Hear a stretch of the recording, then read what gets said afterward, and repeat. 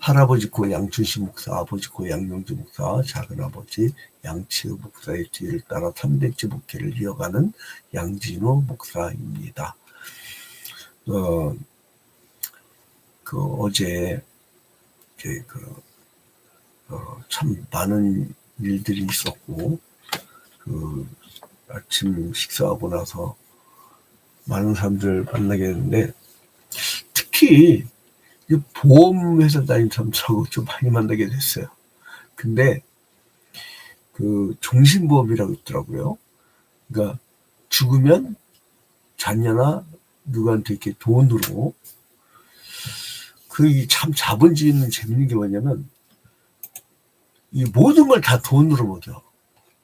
여러분, 하나님이 창조하셨을 때 인간에게 값이란 게 있었나요? 에덴 동산 값이 있었나요? 응?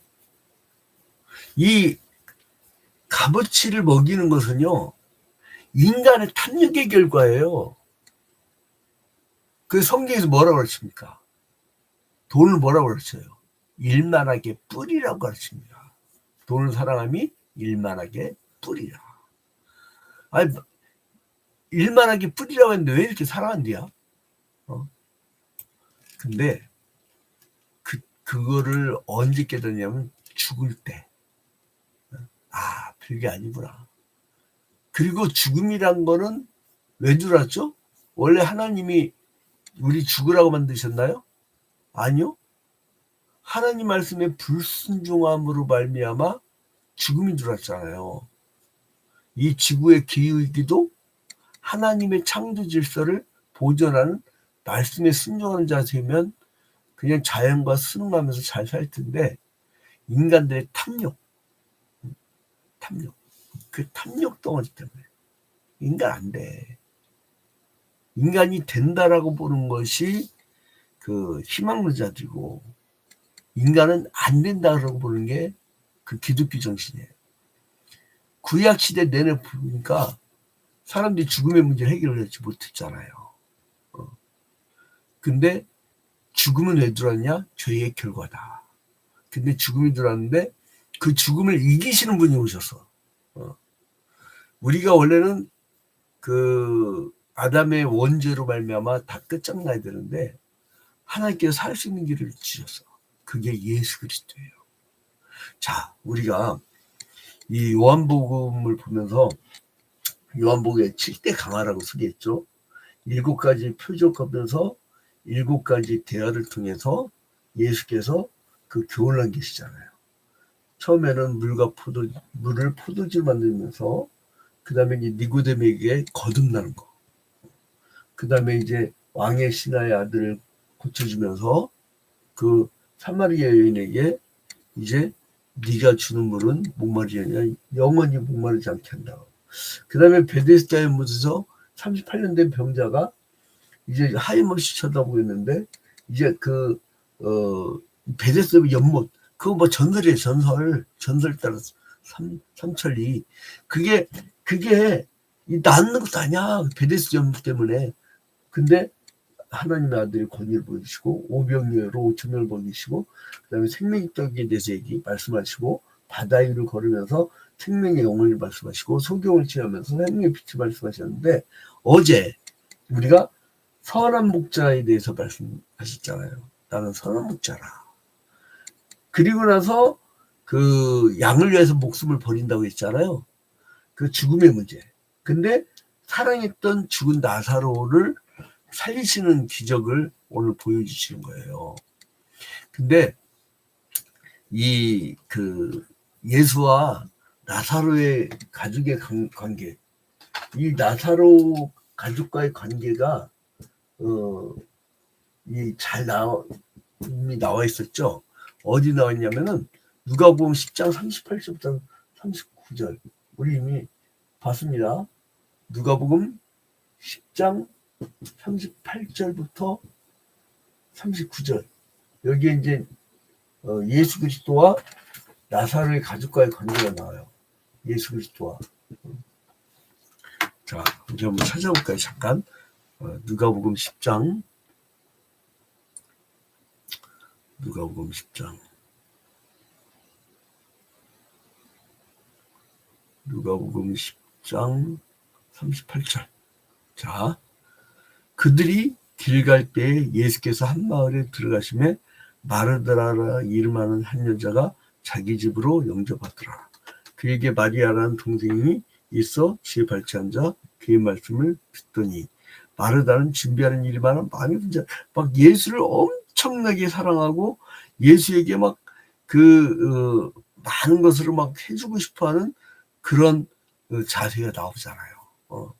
근데 이제 마르다 막 하도 분주하니까 그냥 호들갑 떨고, 마리아는 왜 주님을 안 도와주십니까? 안 도와주냐고요. 그러니까, 야, 마르다야, 네가 많은 일을 분주하지만 마리아는 이 좋은 편을 택하였다. 말씀을 듣는 거.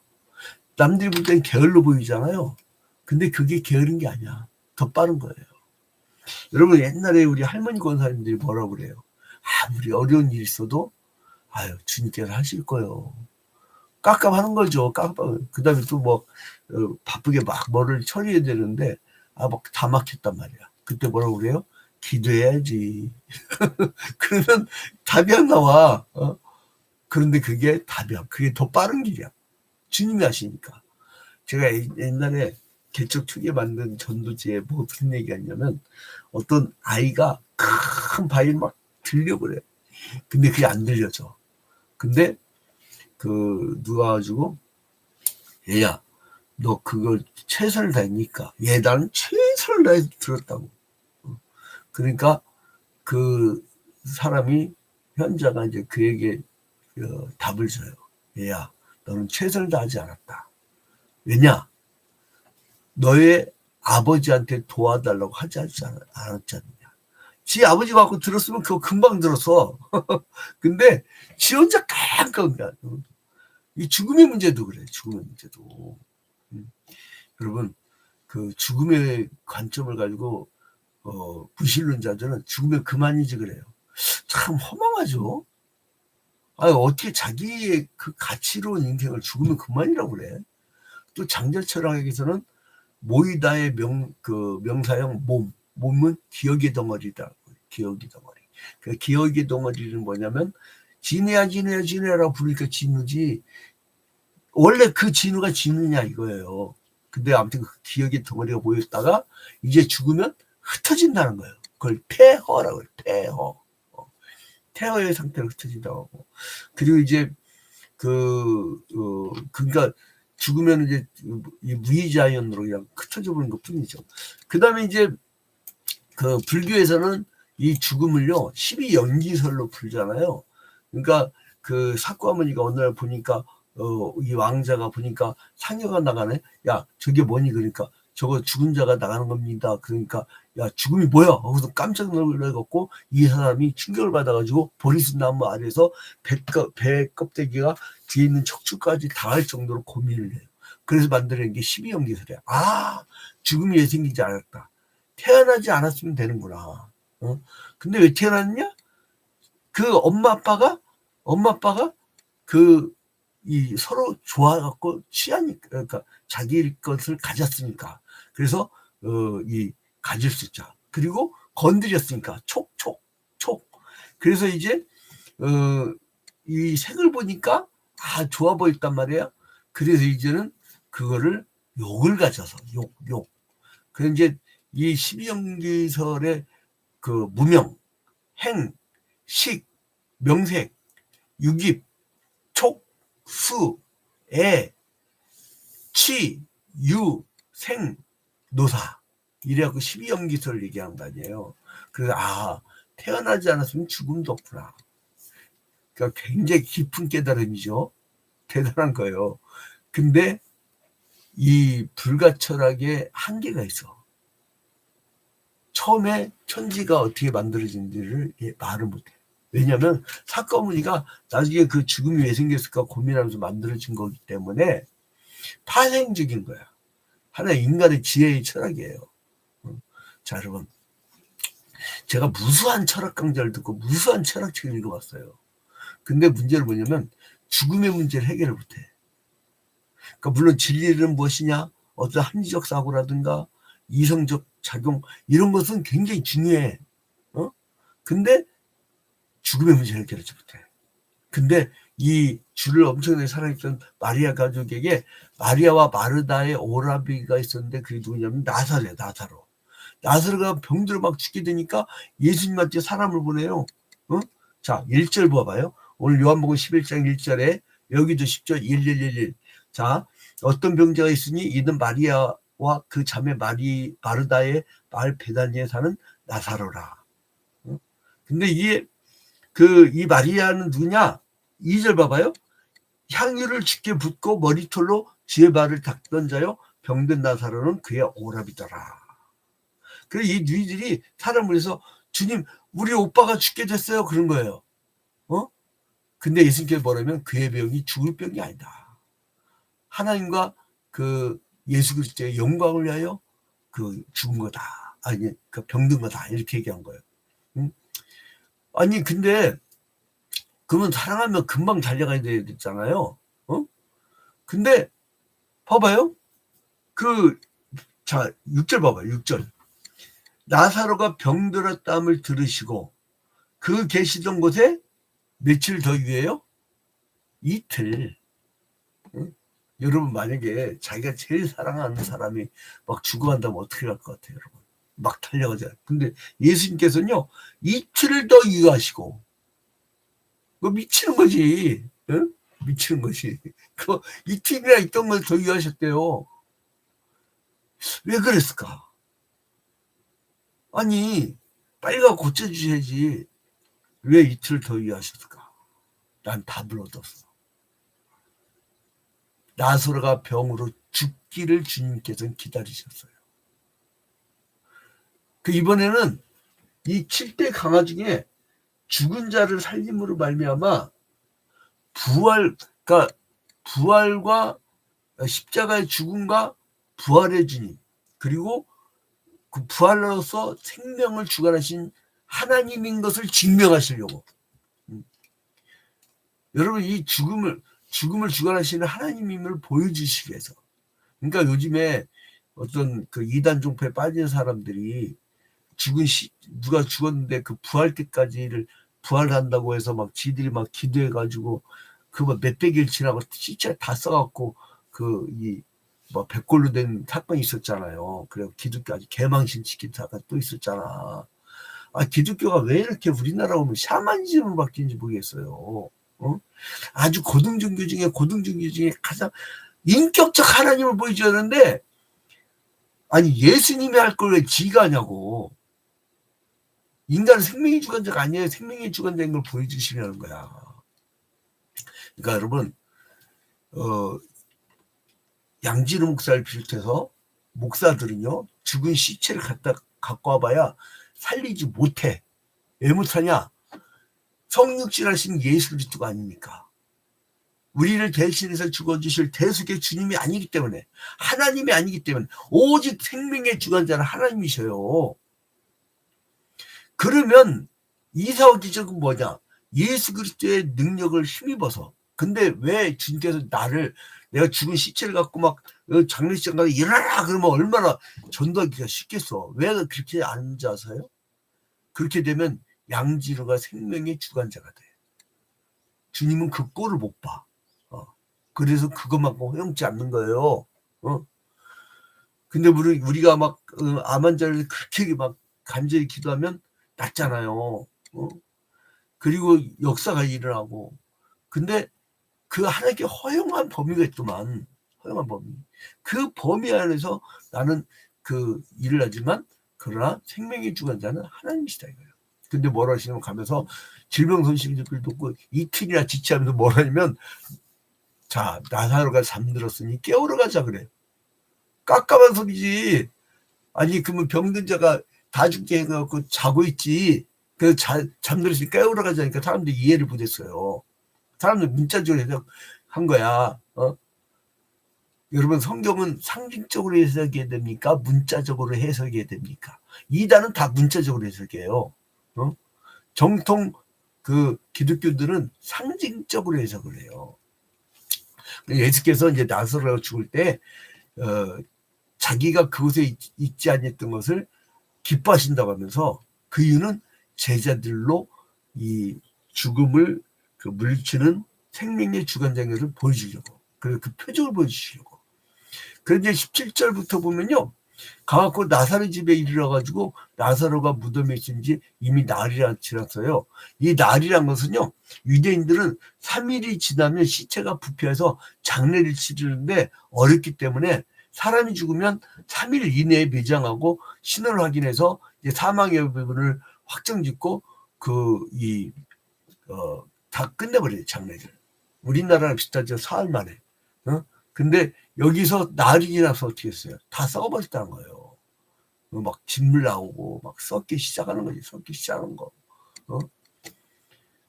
근데 이제 그 예수께서 여기서 깜깜한 소리 또 하셔. 예수를 믿는 자는 죽어도 다시 살고 살아서 믿는 자는 영원히 죽지 아니하리라, 이 말씀하시는 거예요. 근데요, 예수는 신이었지만 인간으로 오셨잖아요. 왜요? 인간의 죄를 대신해서 대표로 죽어주시려고. 그런데 인간이었기 때문에 나사렛 무덤에 가셨을 때 죽음을 보면서 슬퍼하는 많은 사람들이 있어서 애고가고 있는 걸 보면서 마음이 찡했던 거예요. 그래서 그 마리아는 예수 발 앞에 엎드려갖고 막 우니까 예수께서 그곳에 계셨다면 우리 오라비가 죽지 않았을 것인데, 막 그러니까 이 질병을 낫게 하신 예수는 봤거든, 사람들이. 근데 죽은 자를 다시 살릴 것이라고는 상상도 못한 거예요. 그리고요, 뭐라면 예수께서 마리아와 사람들이 막 예고 가니까요, 여러분, 내가 보지도 못한 이 친구의 어머니 예배 드려달라고 하면 가서 예배를 드려주거든요. 근데 사람들이 막 엉엉 울고 그러면 나는 본 적도 없는데 나도 왜 이렇게 슬퍼? 그게 공명현상이라고요. 공명현상. 애기가 있으면 옆집 애가 앵앵 울잖아요. 그럼 여기서 같이 울어버려요. 그러니까 여러분, 분위기라는 게 있어요. 어떤 사람이 침울하게 만들잖아요. 이 중병 환자가 집에 있잖아요. 같이 분위기가 다 침울해집니다. 그 사람이 밝아야 돼. 제가 왜 사람들이 막 양지로 찾는지 아세요? 가면 재밌대. 그리고 막 즐겁대. 그래서 자꾸 부르는 거예요. 아주 근데 이게 목회지, 어쨌든 생명 맞는 게 목회지만 찾는 사람이 너무 많아. 그래서 이제 아무튼 예수께서 마리아와 사람들의 애국함을 보고 심령이 통문이 여기고 그 민명히 여기면서 눈물을 흘리셨어요. 예수께서 눈물을 흘리신 거예요. 그러니까 단순히 나사로가 죽었다는 것 때문에 눈물 흘린 것이 아니라 사망 권세 아래서 슬피 울면서 애국할 수밖에 없는 인간의 상태를 슬퍼하신 거예요. 에덴 동산에서 원죄를 저지르고 죽음이 들어오고 그 죽음 아래서 슬퍼하는 그 사람들을 보고 눈물을 흘리신 거예요. 자, 이제 예수께서 나사렛 무덤에 가셨어요. 시체는 이미 썩어갖고 냄새 나가고 있어요. 자, 예수님께서 무덤을 막은 돌을 옮겨라. 우리나라처럼 이렇게 봉분 매장형이 아니라 거기엔 동굴에다 집어넣고 돌로 막습니다. 근데 이제 옛날에 초대교회 때 사람들이 하도 탄압이 심하니까 어디를 심었냐면 그 돌을 살짝 불려가지고 그 무덤 안에 들어가고 살고 그랬어요. 근데 아무튼 간에 예수께서 무덤을 막은 돌을 옮기게 하신 다음에 하나님께 기도하시고, 그리고 큰 소리로, 아주 나 이 구절 읽다가 아까 막 가슴이 찡 해가지고 43절 봐, 43절. 43절 보니까 이 말씀을 하시고 큰 소리로 나사로야 나오라, 나사로야 나오라.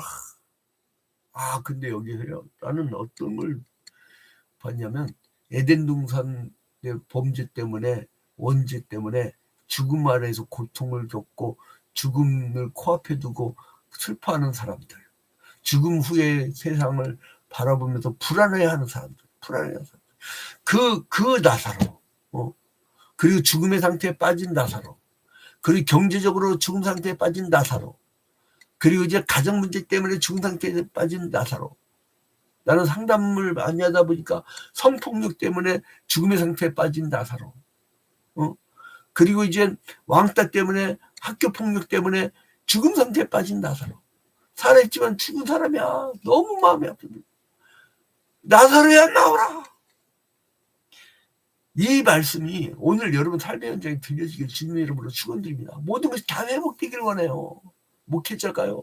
왜 슬픔을 기도하는지 아세요? 그게 다 살아나길 원하니까. 그러니까 미치는 거지. 죽음 상태로 하라면서. 사람들 기쁠 때 상담하러 안 와. 나는 겁나 웃겨서 저 목사님 시간 나대 그러면 이거 뭐 문제 있는 거야. 대부분 슬픈 걸 갖고 오니까 우리한테는 뭐가 있냐면 강한 영성이 목회보답니다. 그게 자꾸 쌓이잖아요. 그럼 짜증내고 분노내고 막 그래요. 신경질적이요. 그 영성이 낮아서 그래. 왜 목회자 영성을 철저히 되냐면 저 같은 경우는 아무리 굶어 죽어도 내가 밖에서 이 목회와 그 하나님께 맡긴 언론 선교라든가 몇 가지 이 목회의 일 외에는 안 해버려. 그 이거 뭔지 아세요? 집중을 해도 우리 같은 사람이 있어야 생명들이 살아나거든. 자, 아무튼 죽었던 나사로는 예수의 말씀대로 무덤에서 걸어 나왔어요. 예수께서 그 행하신 이 표적은 자신이 십자가 달려 죽으셨다 다시 살아나시고 부활의 주인이라는 것을 보여주신 거예요. 근데요, 이 나쁜 놈의 새끼들 봐봐요. 45절부터 보니까요. 바리새인들, 유대인들, 예수를 십자가 못 박아 죽인 유대인들이요. 아니 죽은 자를 살렸으면 얼마나 멋있어요. 이야 우리도 예수 믿어 이래야 되실 거 아니에요. 근데 여러분들이 뭐야 예수가 죽은 자도 살려서 야 큰일 났다. 더 세력을 모으겠네. 그래서 대제사장들과 바리새인들은요 예수께서 더 많은 그 이 기적을 베풀 때 이제 그 더 두려워하게 돼요. 그래서 54절부터 57절을 보니까 예수를 수배해요. 예수를 수배해. 여러분 생명과 부활의 주님 반대편에 마귀 사탄은요 그거를 막으려고 합니다. 여러분 하나님 나라를 확장할 때 마귀 사탄의 방해가 엄청 심합니다. 예수뿐만이 아니에요.